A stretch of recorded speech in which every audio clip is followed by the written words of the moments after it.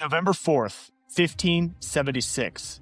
The jewel of European finance, Antwerp, is burning. Bodies are floating down the Scheldt River. Merchant account books containing centuries of financial records are turning to ash in the streets. The smell of smoke and blood fills the air. This is not a foreign invasion. This is 3,000 Spanish soldiers, mercenaries, men who served the Habsburg dynasty, who haven't been paid in months, taking matters into their own hands. What we are witnessing in this story is the collapse of the world's most powerful financial center in real time in 3 days. And if you think this kind of thing cannot happen today, you are about to learn why you are dead wrong. I'm Ari Van Gemeren, and I study financial history because the patterns never change, only the players do. And here's the thing about history. My wife asks me all the time, who cares? Who cares what happened? Who cares what happened a long time ago? And I always answer, what happened then dictates the world we live in today. The fate of Antwerp changed the destiny of Europe. It changed the destiny of the war between Catholics and Protestants. It caused the rise of Amsterdam as a financial power. It united the Low Countries against the Habsburg dynasty. It had lasting impact. And why does this matter for modern day finance? The answer is really simple. Because the actors throughout human history were humans. And humans haven't changed that much. That's a dark perspective. I agree, but it is the truth. I don't think we are that different from our Roman ancestors baying for blood in the Roman Colosseums, watching Christians be devoured by lions, watching prisoners kill each other with their bare hands, watching animals devour people. We are not that different. Our religions have changed. Our governments have changed. We are more educated. We are more aware. The world is more interconnected. But as we are seeing today, social media has had a deleterious effect on humanity in general.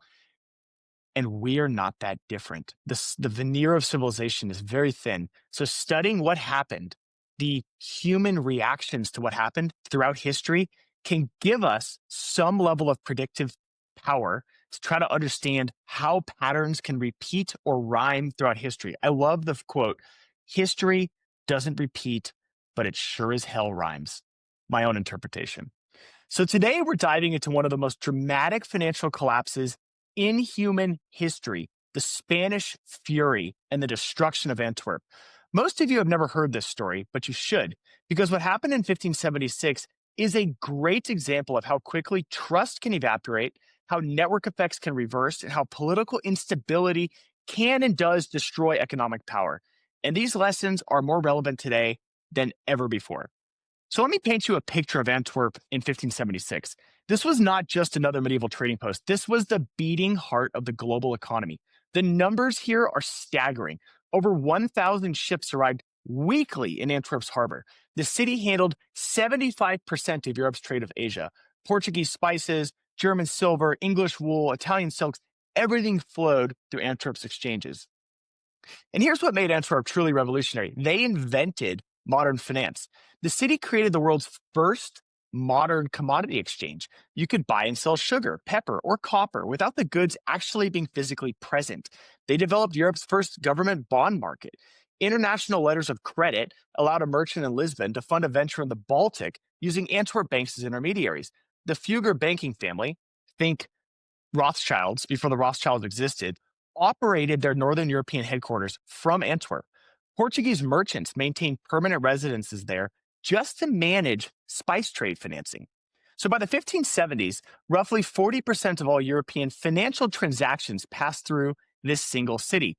Antwerp had achieved what economists call network effects. It was valuable because everyone there was already there, right? Very valuable network effects.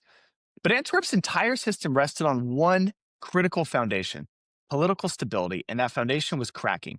The city existed within the Spanish Empire, ruled by Philip II from Madrid. And Philip II had a massive problem. He was fighting too many wars with borrowed money. Spanish armies were simultaneously battling Ottoman Turks in the Mediterranean, Protestant rebels in the Low Countries, and maintaining garrisons across a global empire that stretched from Peru to the Philippines. The cost was astronomical. By the 1570s, Spain was spending 75% of its colonial silver revenues, literally shiploads of silver from the Americas just to service its debt. This created a very vicious cycle. Philip needed Antwerp's financial markets to fund his wars, but those same wars made it impossible to pay his soldiers. And unpaid soldiers, historically speaking, solved their payment problems through creative means. So by 1576, Spanish troops stationed in the Low Countries hadn't been paid in months. These were not Spanish patriots fighting for king, God, and country. They were international mercenaries from across Europe who had signed up for wages, not for glory, and their patience was running out. So on November 4th, 1576, roughly 3,000 Spanish soldiers mutinied and marched on Antwerp. The city's defenses were formidable against foreign armies, but they were relatively useless against troops already inside the empire. So within hours, the Spanish had breached Antwerp's walls and begun what chroniclers refer to as the Spanish Fury. And what happened next wasn't just random violence, although there was plenty of this. It was a systematic destruction of everything that made Antwerp function as a financial center. Spanish soldiers didn't just loot the city, they dismantled its entire financial infrastructure. Merchant houses were ransacked and their account books burned. The bourse, the stock exchange, was completely destroyed. Banking records that documented debts and credits across Europe went up in flames. Talk about an on-site premises problem. No cloud storage at this time, unfortunately. Can you imagine?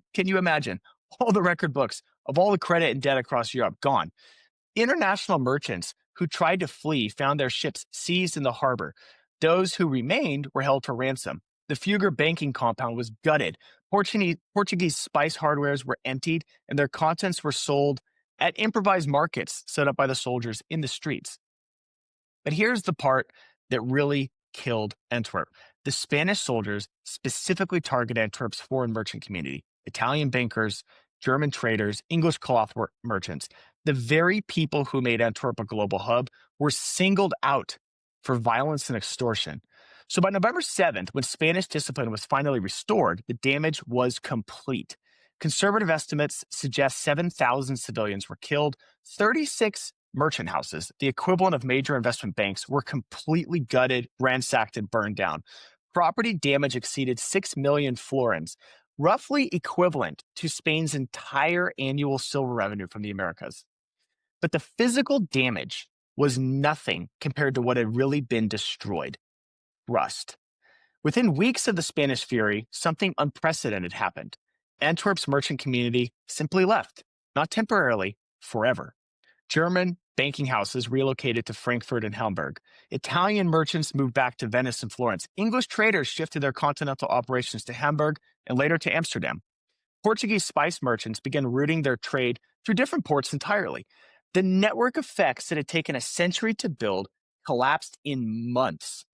And this is where the story becomes incredibly relevant to us today, because what we witnessed in Antwerp was a textbook example of how trust operates in financial systems. Trust doesn't erode gradually in finance, it collapses suddenly. And trust, as anyone knows, takes years to build and 1 second to lose. And we think about that in terms of relationships. I want you to think about it in terms of finance.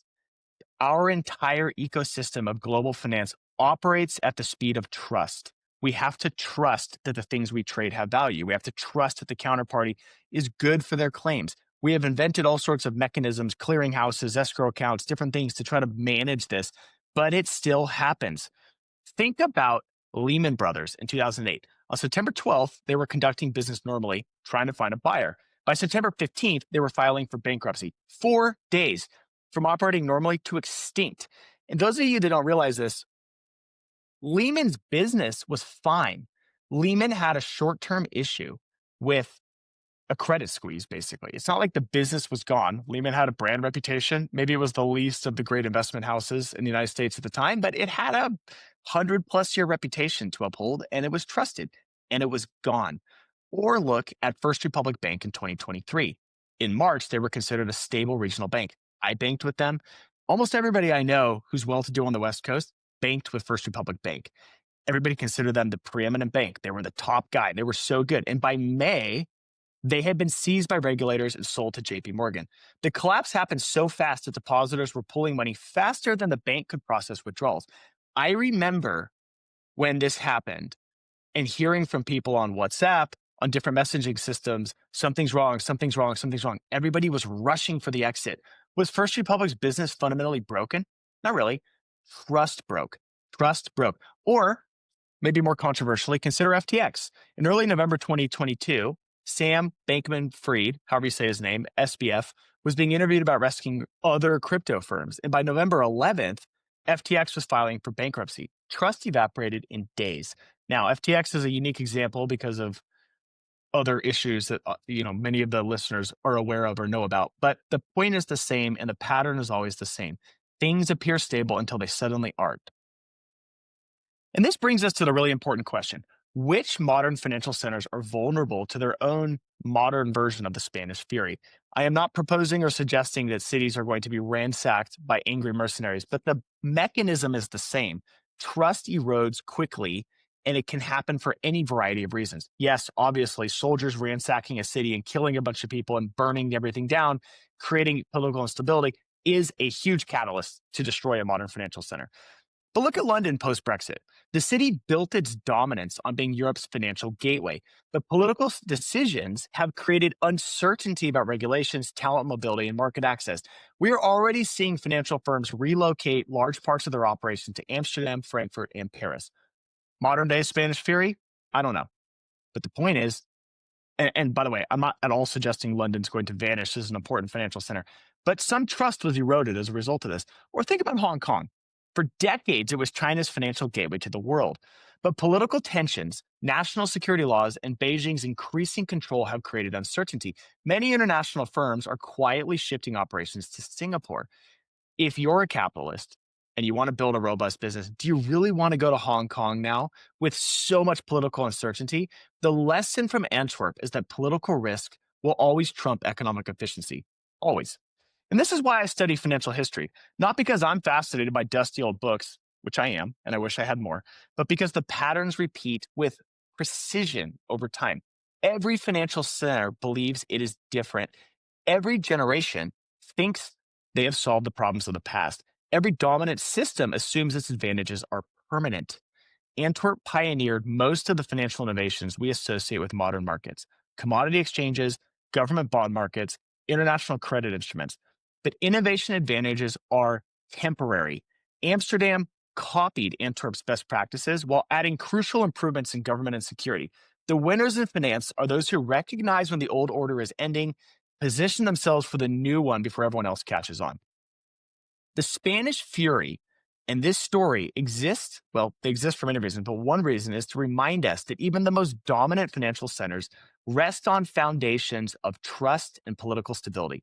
These foundations can crack more quickly than anyone expects. For investors today, the question isn't whether disruption will come to established financial centers. The question is, are you positioned and thinking about the parallels in history to what is happening today? That is one reason we are big advocates of real estate investing, real asset investing, owning something real, which is exposed, by the way, certainly to rampaging mercenaries. It is also exposed to the rule of law.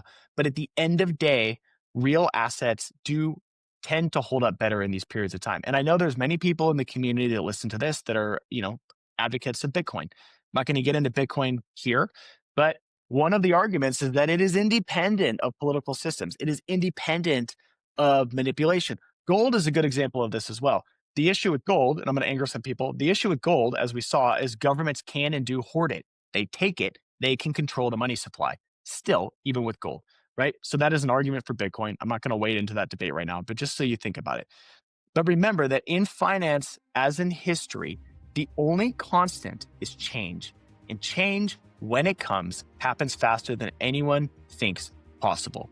Think well, act wisely, build something timeless. Check out the article on our Substack, Place, The Timeless Investor. I'll link it in the show notes below.